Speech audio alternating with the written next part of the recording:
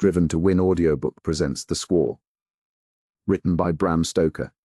Let's begin the story. Nuremberg at the time was not so much exploited as it has been since then. Irving had not been playing Faust, and the very name of the old town was hardly known to the great bulk of the travelling public.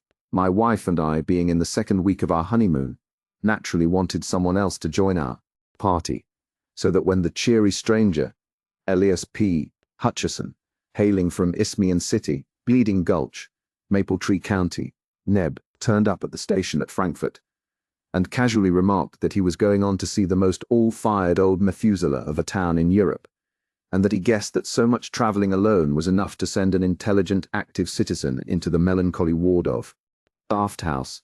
We took the pretty broad hint, and suggested that we should join forces. We found, on comparing notes afterwards, that we had each intended to speak with some diffidence or hesitation, so as not to appear too eager, such not being a good compliment to the success of our married life. But the effect was entirely marred by our both beginning to speak at the same instant, stopping simultaneously, and then going on together again. Anyhow, no matter how, it was done, and Elias P. Hutcheson became one of our party. Straightway Amelia and I found the pleasant benefit.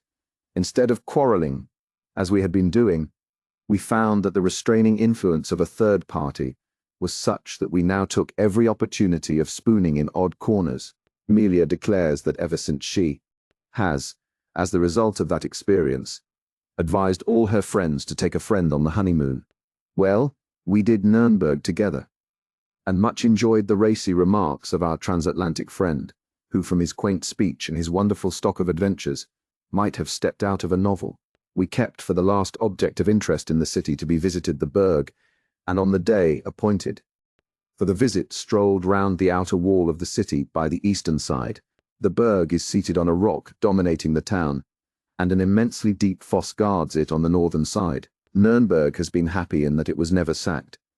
Had it been, it would certainly not be so spick and span perfect as it is at present. The ditch has not been used for centuries, and now its base is spread with tea gardens and orchards, of which some of the trees are of quite respectable growth. As we wandered round the wall, dawdling in the hot July sunshine, we often paused to admire the views spread before us, and in especial the great plain covered with towns and villages, and bounded with a blue line of hills, like a landscape of Claude Lorraine. From this we always turned with new delight to the city itself, with its myriad of quaint old gables and acre-wide red roofs, dotted with dormer windows, tier upon tier. A little to our right rose the towers of the Burg, and nearer still, standing grim, the Torture Tower, which was, and is perhaps, the most interesting place in the city. For centuries the tradition of the Iron Virgin of Nuremberg has been handed down as an instance of the horrors of cruelty of which man is capable. We had long looked forward to seeing it, and here at last was its home. In one of our pauses, we leaned over the wall of the moat and looked down. The garden seemed quite 50 or 60 feet below us, and the sun pouring into it with an intense, moveless heat like that of an oven. Beyond rose the grey, grim wall seemingly of endless height, and losing itself.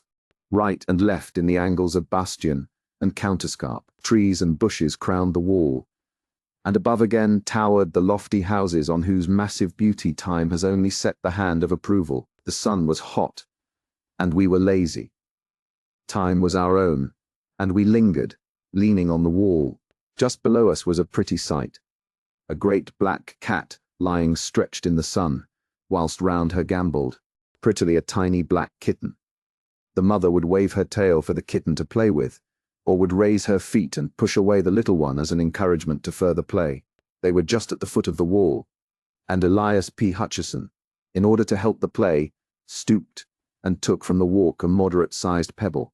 "See," he said, "I will drop it near the kitten, and they will both wonder where it came from."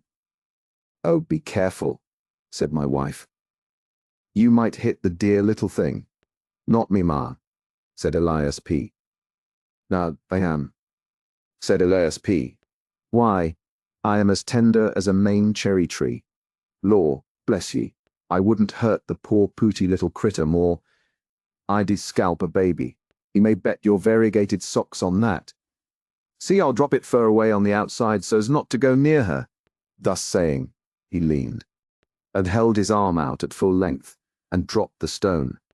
It may be that there is some attractive force which draws lesser matters to greater, or more probably that the wall was not plump but sloped to its base.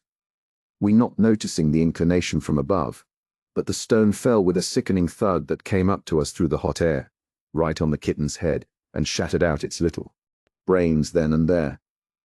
The black cat cast a swift upward glance, and we saw her eyes like green fire fixed an instant on Elias P. Hutcheson. And then her attention was given to the kitten, which lay still with just a quiver of her tiny limbs, whilst a thin red stream trickled from a gaping wound, with a muffled cry, such as a human being might give. She bent over the kitten, licking its wounds, and moaning. Suddenly she seemed to realize that it was dead, and again threw her eyes up at us. I shall never forget the sight, for she looked the perfect incarnation of hate. Her green eyes blazed with lurid fire, and the white, sharp teeth seemed to almost shine through the blood which dabbled her mouth and whiskers. She gnashed her teeth, and her claws stood out stark, and at full length on every paw. Then she made a wild rush up the wall as if to reach us, but when the momentum ended fell back, and further added to her horrible appearance, for she fell on the kitten, and rose with her black fur smeared with its brains and blood. Amelia turned quite faint, and I had to lift her back from the wall. There was a seat close by in shade of a spreading plane tree, and here I placed her whilst she composed herself. Then I went back to Hutcheson, who stood without moving, looking down on the angry cat below. As I joined him, he said, "Wall, I guess that air the savagest beast I ever see. 'Cept once when an Apache squaw had an edge on a half-breed what they nicknamed Splinters, 'cause of the way he fixed up her papoose, which he stole on a raid just to show that he appreciated the way they had given his mother the fire torture. She got that kender look so set on her face that it just seemed to grow there. She followed Splinters more'n 3 year till at last the braves got him and handed him over to her. They did say that no man, white or Injun, had ever been so long a-dying under the tortures of the Apaches. The only time I ever see her smile was when I wiped her out. I came on the camp just in time to see Splinters pass in his checks, and he was sorry to go either. He was a hard citizen, and though I never could shake with him after that papoose business, for it was bitter bad, and he should have been a white man, for he looked like one. I see he had got paid out in full, dern me, but I took a piece of his hide from one of his skinning posts and had it made into a pocketbook. It's here now," and he slapped the breast pocket of his coat. Whilst he was speaking, the cat was continuing her frantic efforts to get up the wall. She would take a run back, and then charge up, sometimes reaching an incredible height. She did not seem to mind the heavy fall which she got each time, but started with renewed vigor. And at every tumble her appearance became more horrible. Hutcheson was a kind-hearted man. My wife and I had both noticed little acts of kindness to animals as well as to persons, and he seemed concerned at the state of fury to which the cat had wrought herself. "Wall, now," he said, "I do declare that that poor critter seems quite desperate. There, poor thing. It was all an accident, though that one to bring back your little one to you. I wouldn't have had such a thing happen for 1,000. Just shows what a clumsy fool of a man can do when he tries to play. Seems I am too darn slipper-handed to even play with a cat. Say, Colonel." It was a pleasant way he had to bestow titles freely. "I hope your wife don't hold no grudge against me on account of this unpleasantness. Why, I wouldn't have had it occur on no account." He came over to Amelia and apologized profusely, and she, with her usual kindness of heart, hastened to assure him that she quite understood that it was an accident. Then we all went again to the wall and looked over. The cat, missing Hutcheson's face, had drawn back across the moat, and was sitting on her haunches, as though ready to spring. Indeed, the very instant she saw him she did spring, and with a blind, unreasoning fury, which would have been grotesque, only that it was so frightfully real. She did not try to run up the wall, but simply launched herself at him, as though hate and fury could lend her wings to pass straight through the great distance between them. Amelia, womanlike, got quite concerned, and said to Elias P. in a warning voice, "Oh, you must be very careful. That animal would try to kill you if she were here." Her eyes looked like positive murder. He laughed out jovially. "Excuse me, ma'am," he said, "but I can help laughing. Fancy a man that has fought grizzlies and Injuns being careful of being murdered by a cat." When the cat heard him laugh, her whole demeanor seemed to change. She no longer tried to jump or run up the wall, but went quietly over, and sitting again beside the dead kitten, began to lick and fondle it as though it were alive. "See," said I, the effect of a really strong man. Even that animal in the midst of her fury recognizes the voice of a master, and bows to him. "Like a squaw," was the only comment of Elias P. Hutcheson, as we moved on our way round the city fosse. Every now and then we looked over the wall, and each time saw the cat following us. At first she had kept going back to the dead kitten, and then as the distance grew greater took it in her mouth, and so followed. After a while, however, she abandoned this, for we saw her following all alone.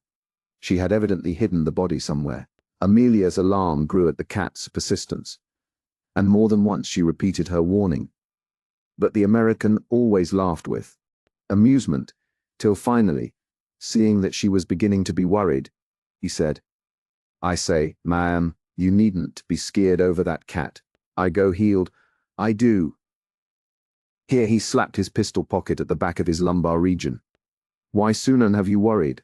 I'll shoot the critter, right here, and risk the police interfering with a citizen of the United States for carrying on arms contrary to regulations." As he spoke, he looked over the wall, but the cat, on seeing him, retreated with a growl into a bed of tall flowers, and was hidden. He went on, "Blessed if that a critter ain't got more sense of what's as good for her than most Christians. I guess we've seen the last of her." "You bet. She'll go back now to that busted kitten and have a private funeral of it, all to herself." Amelia did not like to say more, lest he might, in mistaken kindness to her, fulfill his threat of shooting the cat. And so we went on and crossed the little wooden bridge leading to the gateway, whence ran the steep paved roadway between the Burg and the pentagonal torture tower. As we crossed the bridge, we saw the cat again down below us.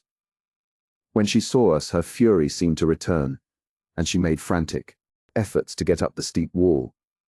Hutcheson laughed as he looked down at her and said, "Goodbye, old girl. Sorry I injured your feelings, but you'll get over it in time. So long."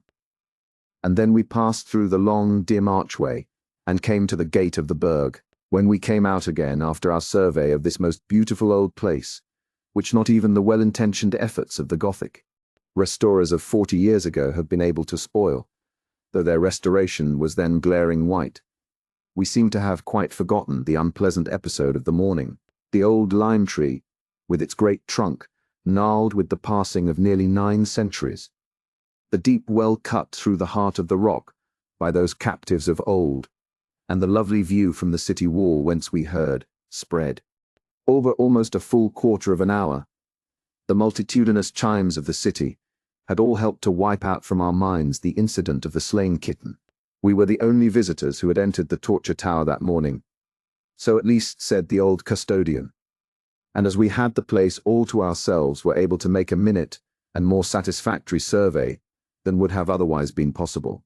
The custodian, looking to us as the sole source of his gains for the day, was willing to meet our wishes in any way. The torture tower is truly a grim place, even now when many thousands of visitors have sent a stream of life, and the joy that follows life, into the place. But at the time I mention it wore its grimmest and most gruesome aspect. The dust of ages seemed to have settled on it, and the darkness and the horror of its memories seemed to have become sentient in a way that would have satisfied the pantheistic souls of Philo or Spinoza. The lower chamber where we entered was seemingly in its normal state, filled with incarnate darkness.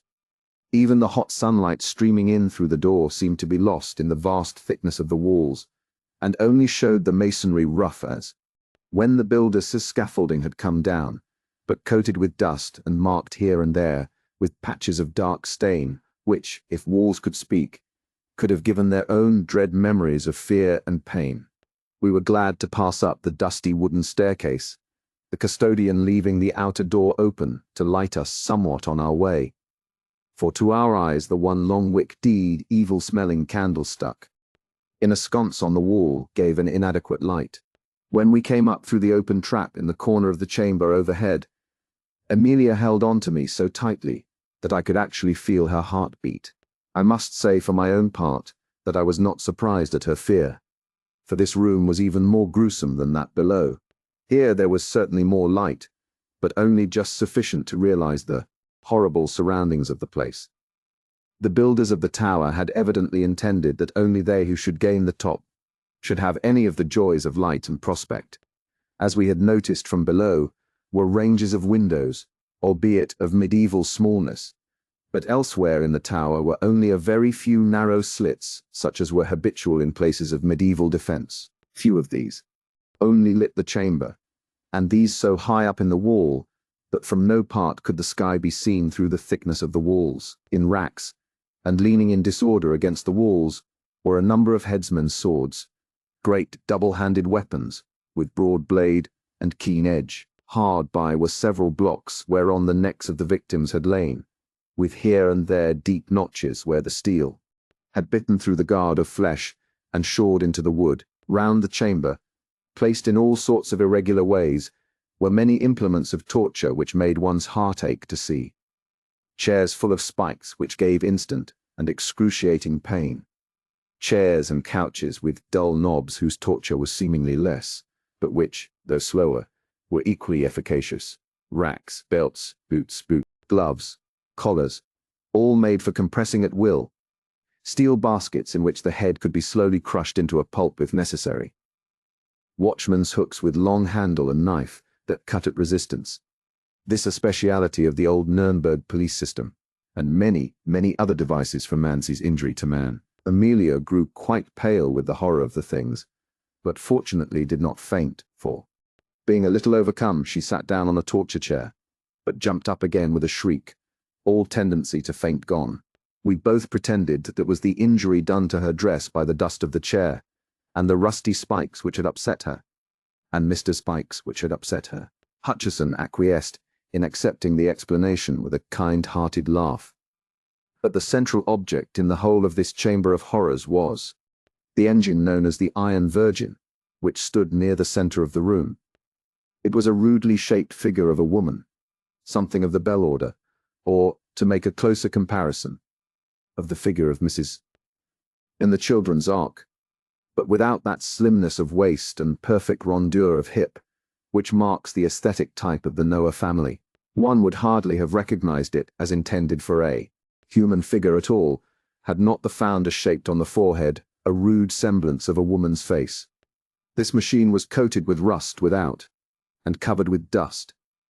A rope was fastened to a ring in the front of the figure, about where the waist should have been, and was drawn through a pulley, fastened on the wooden pillar which sustained the flooring above. The custodian pulling this rope showed that a section of the front was hinged like a door at one side.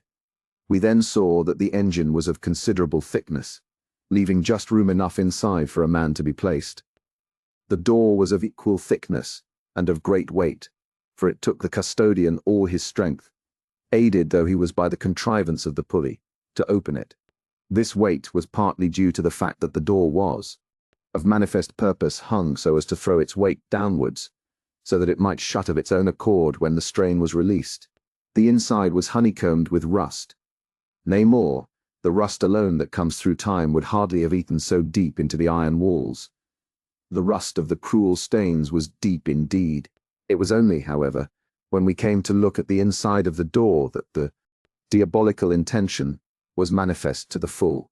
Here were several long spikes, square and massive, broad at the base and sharp at the points, placed in such a position that when the door should close, the upper ones would pierce the eyes of the victim, and the lower ones his heart and vitals. The sight was too much for poor Amelia, and this time she fainted dead off, and I had to carry her down the stairs and place her on a bench outside till she recovered. That she felt it to the quick was afterwards shown by the fact that my eldest son bears to this day a rude birthmark on his breast, which has, by family consent, been accepted as representing the Nuremberg Virgin. When we got back to the chamber, we found Hutcheson still opposite the Iron Virgin.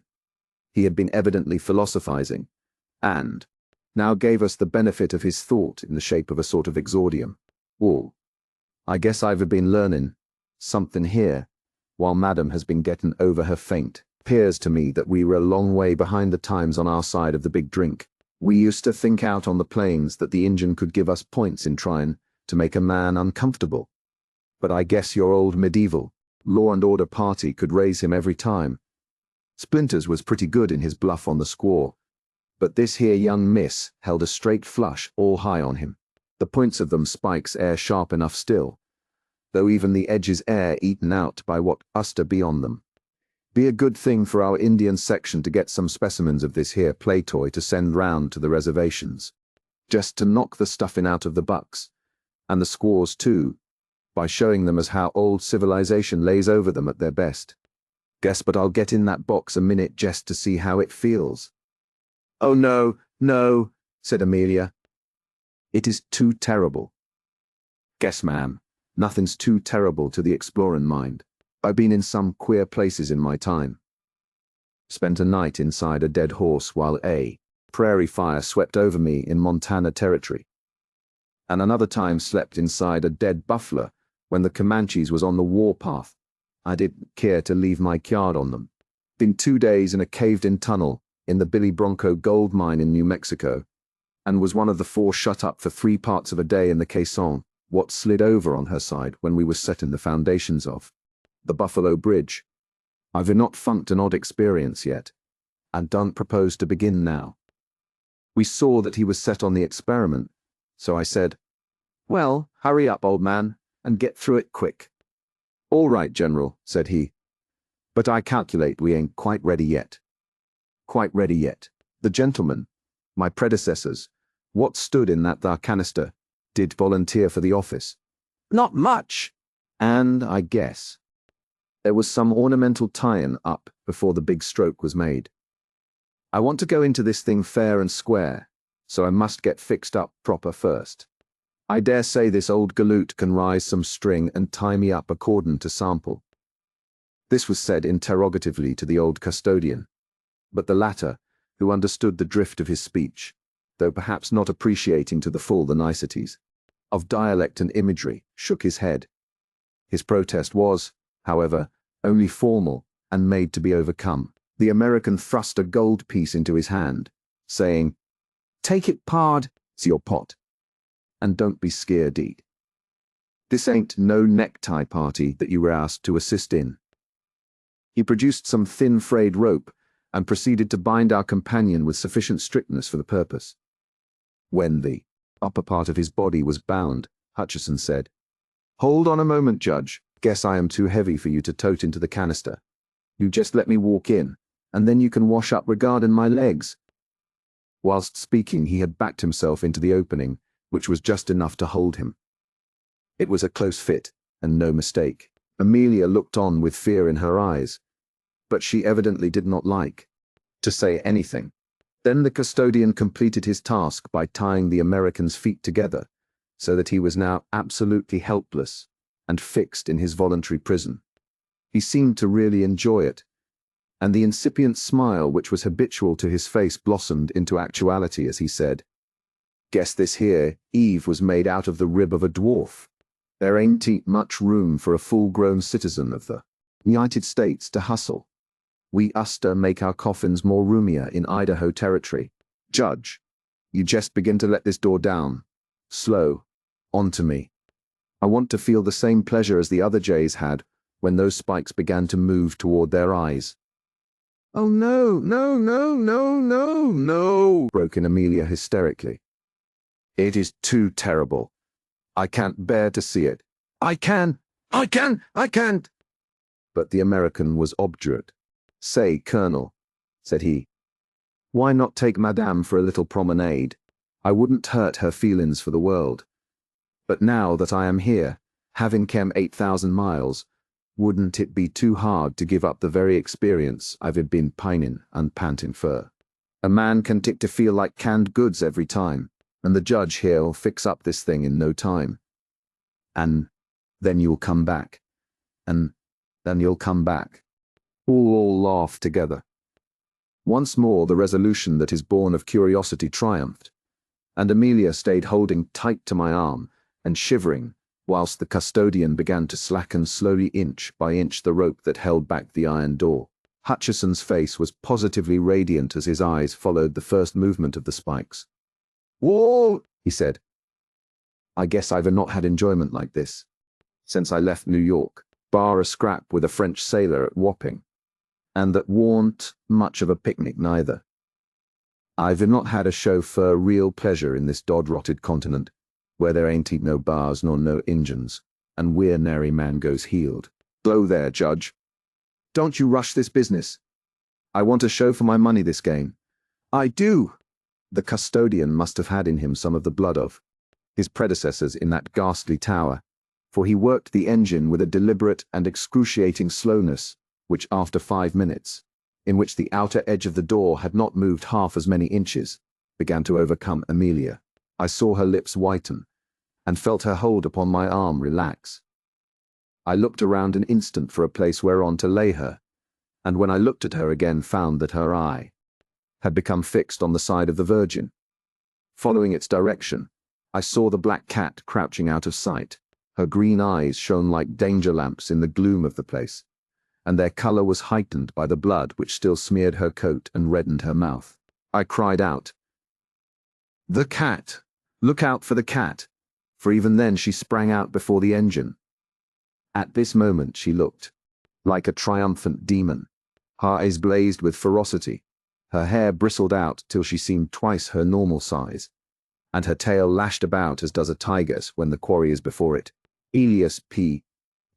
Hutchison, when he saw her, was amused, and his eyes positively sparkled with fun as he said, "Darned if the squaw hain't got on all her war paint. Jest give her a shove off if she comes any of her tricks on me, for I'm so fixed everlastingly by the boss that durn my skin if I can keep my eyes from her if she wants them. Easy there, Judge. Don't you slack that a rope, or I'm euchred." At this moment Amelia completed her feint, and I had to clutch hold of her round the waist, or she would have fallen to the floor. Whilst attending to her, I saw the black cat crouching for a spring, and jumped up to turn the creature out, but at that instant, with a sort of hellish scream, she hurled herself, not as we expected at Hutchison, but straight at the face of the custodian. Her claws seemed to be tearing wildly as one sees in the Chinese drawings of the dragon rampant, and as I looked, I saw one of them light on the poor man's eye, and actually tear through it and down his cheek, leaving a wide band of red, where the blood seemed to spurt from every vein. With a yell of sheer terror which came quicker than even his sense of pain, the man leaped back, dropping as he did so the rope which held back the iron door. I jumped for it, but was too late, for the cord ran like lightning through the pulley block, and the heavy mass fell forward from its own weight. As the door closed, I caught a glimpse of our poor companion's face. He seemed frozen with terror. His eyes stared with a horrible anguish as if dazed, and no sound came from his lips. And then the spikes did their work. Happily the end was quick, for when I wrenched open the door they had pierced so deep that they had locked in the bones of the skull, through which they had crushed, and actually tore it out of his iron prison till, bound as he was, he fell at full length with a sickly thud upon the floor, the face turning upward as he fell. I rushed to my wife, lifted her up and carried her out, for I feared for her very reason, if she should wake from her faint to such a scene. I laid her on the bench outside and ran back. Leaning against the wooden column was the custodian moaning in pain whilst he held his reddening handkerchief to his eyes. And sitting on the head of the poor American was the cat, purring loudly as she licked the blood which trickled through the gashed socket of his eyes. I think no one will call me cruel because I seized one of the old executioner's swords and shore her in two as she sat. The story comes to an end. If you enjoy quality English audiobooks uploaded regularly, be sure to subscribe to Driven to Win Audiobook. From timeless classics to modern masterpieces, you will find them all here. Thank you for listening to Driven to Win Audiobook.